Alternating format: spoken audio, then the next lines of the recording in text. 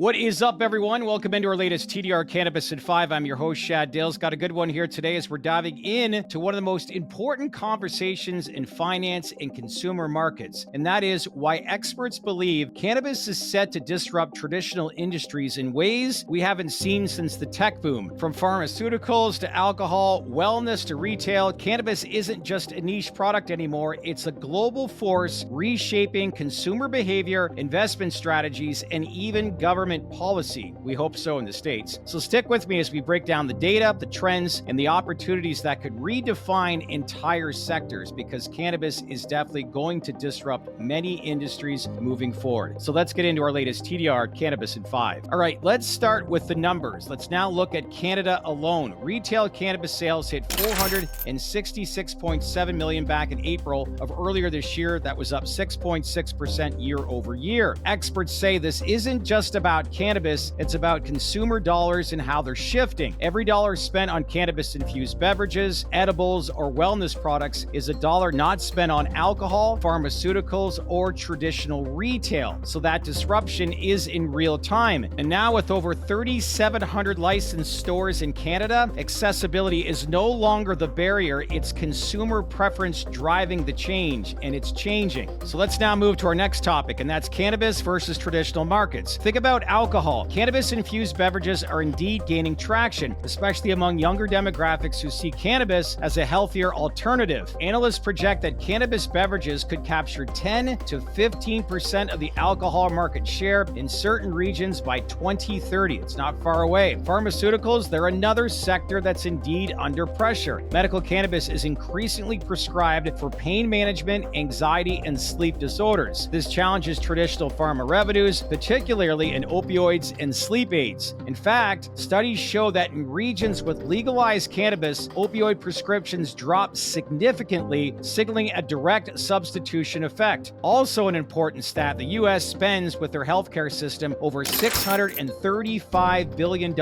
annually towards chronic pain. So yeah, cannabis is going to disrupt that industry. Look, even wellness and consumer packaged goods are being reshaped. Cannabis 2.0 and 3.0 products like edibles, topicals, and infused supplements are expanding rapidly. So these aren't just fringe items, they're mainstream consumer goods competing head-to-head with stuff like vitamins, energy drinks, and skincare. So what's the takeaway here? Cannabis isn't just creating a new market, it's cannibalizing existing ones. So that's why experts say disruption here is inevitable. And before we provide any more data as to why this will disrupt a lot of mainstream industries, now a quick word from Morgan & Morgan. There's a reason smart investors celebrate when their portfolio jumps 40% in a year, just like there's a reason Morgan & Morgan is America's largest injury law firm. Think about it. When you're investing, you want the right team in your corner. The same is true if you're injured in dealing with an insurance company, and that is where Morgan & Morgan comes into the equation. Why? Well, they've got more than 1,000 attorneys in over 100 offices nationwide, and they've been fighting for people for over 35 years, and their track record is hard to ignore. Case in point, in Florida, a client was offered $350,000, but walked away with $12 million.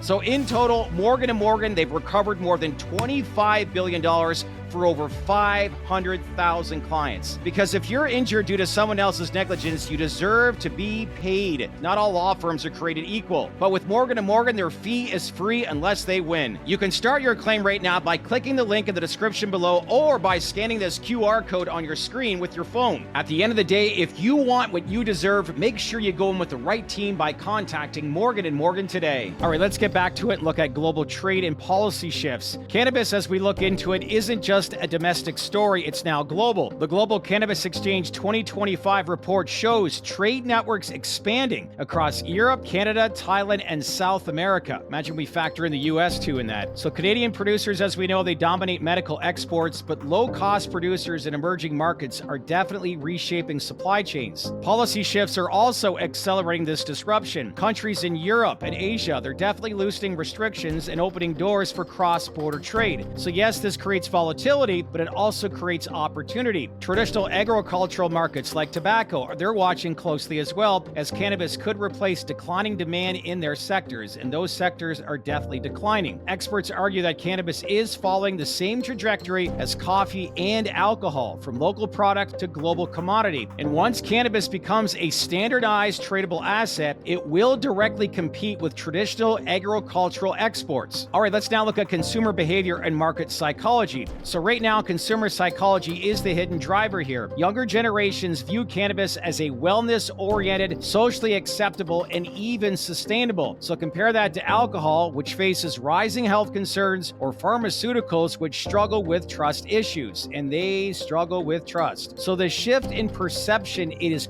critical. When consumers see cannabis as a lifestyle product rather than a vice, adoption accelerates. That's why infused pre-rolls, beverages, and edibles are surging. Experts believe this generational shift will cement cannabis as a mainstream competitor across multiple industries. You see where I'm going here, everyone? You want good news right now, and I know things are frustrating on the reform side, but this is all positive. So when you bring this all together for investors, cannabis is both opportunity and caution. Profitability remains elusive with collapsing margins and outdated tax models. So what's the lesson in all this? Cannabis is not just a speculative fad, it's a structural shift. Just as tech disrupted retail, cannabis is definitely disrupting alcohol, pharma, and wellness. And in conclusion, investors who understand sector cycles and consumer psychology will definitely be best positioned. Because when you look into the future, experts say the next 5 years will determine which companies survive and which will fade. But one thing is clear, cannabis is here to stay, and it's rewriting the rules of traditional markets right now. So that's it for today's episode of TDR Cannabis in 5. Look, we've seen the data, we've seen the trends, and the psychology behind why cannabis is disrupting traditional markets. From alcohol to pharma, wellness to agriculture, the ripple effects are definitely undeniable. I'm your host, Shad Dales, and I'm reminding you that disruption isn't about hype, it's about documented reality and strategic analysis. So make sure you stay connected, smash on that bell for all notifications, make sure to like, subscribe, and leave your comments below and what you think the future of cannabis is going to be and whether or not you think it's here to stay. Love to get your feedback, so leave those comments below. That's it for now, everybody. We'll see you back here in the next video. In the meantime, enjoy your day, and thanks again for watching. I'm your host, Shad Dales, and this has been the latest TDR Cannabis in 5.